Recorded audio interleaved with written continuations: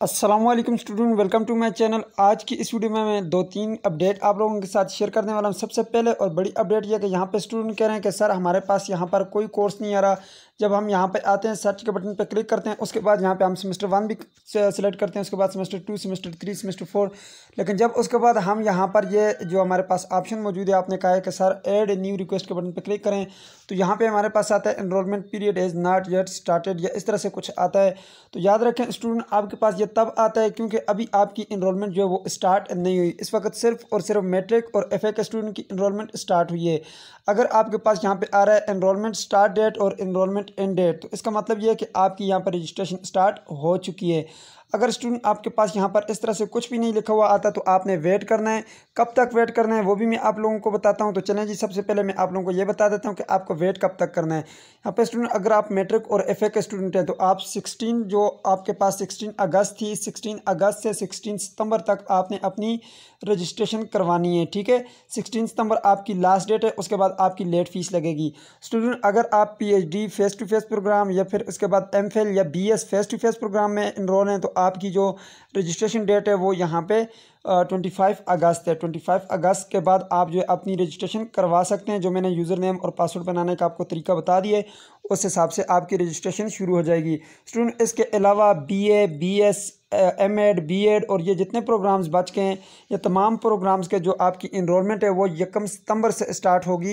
इनके 1 सितंबर से आपकी जो है रोल नंबर इनरोलमेंट स्टार्ट होगी। तो इसलिए स्टूडेंट आपने वेट करना है यहाँ पर, क्योंकि काफ़ी स्टूडेंट मुझसे यही क्वेश्चन पूछते हैं कि सर हमारे पास यहाँ पे कोई कोर्स नहीं आ रहा। तो ये इसीलिए आ रहा है क्योंकि यहाँ पे ऊपर अगर आप देखें तो मेरे पास इस वक्त बीएस पाकिस्तान स्टडी का जो प्रोग्राम है वो ओपन है। तो अभी इनकी इनरोलमेंट स्टार्ट नहीं हुई, ये 1 सितंबर से स्टार्ट होगी। अब स्टूडेंट, दूसरी बात यह है कि आपने सबसे पहले जो है यहाँ पर जब आप अपना चालान फॉर्म जनरेट करते हैं, उसके बाद आपने कोशिश करनी है कि आप 10 मिनट बाद, 5 मिनट बाद आप इजी पैसे के जरिए पे कर सकते हैं, और बैंक में आप 24 घंटों के बाद जाकर पे कर सकते हैं। जब आप पे कर जाएं, उसके बाद वो वाली स्लिप आपने किसी को भी नहीं भेजनी। ये बार बार स्टूडेंट पूछते हैं कि वो स्लिप कहाँ पर भेजनी है।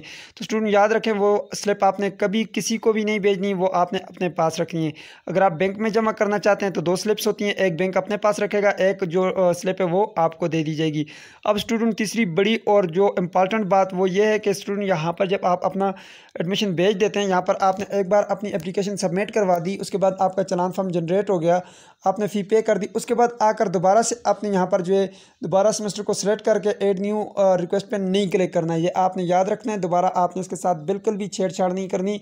अगर आप दोबारा यहाँ पर आकर अपनी रिक्वेस्ट की कोशिश करेंगे दोबारा एडमिशन भेजने की, तो अगला जो एडमिशन है वो आपका कैंसिल कर दिया जाएगा, आपकी फ़ीस ज़ाया हो जाएगी और आपका एडमिशन नहीं होगा। तो इस चीज़ का आपने बहुत बड़ा ख्याल रखना है। आपने अपना पासवर्ड चेंज करके रखना है ताकि यहाँ पे कोई चेंजिंग वगैरह कोई भी ना कर सके। तो इसलिए पासवर्ड पे भी मैं वीडियो बना चुका हूँ कि आपने पासवर्ड कैसे चेंज करना है। तो इस तरह से स्टूडेंट आपने अपनी इनरोलमेंट करनी है। ठीक है, यूज़र नेम और पासवर्ड कैसे लेना है उस पर भी मैं पहले वीडियो बना चुका हूँ। इसके बाद मैं एक और वीडियो बनाने की कोशिश करता हूँ जिसमें शुरू से लेकर आखिर तक मुकम्मल आपको तफसील दी जाए कि किस तरह से आपने यूज़र ID, पासवर्ड, ये सब चीज़ें एक ही वीडियो में मैं कवर करूँगा। तो उसके लिए जो है इंशाल्लाह वो वीडियो जल्दी अपलोड होने वाली है। तो ये थी आज की वीडियो जो कि आप लोगों को अपडेट देनी बहुत ज़रूरी थी। सो मिलते हैं नेक्स्ट वीडियो में, तब तक के लिए मुझे इजाज़त दीजिए और अपना ख्याल रखिएगा। अल्लाह हाफिज़।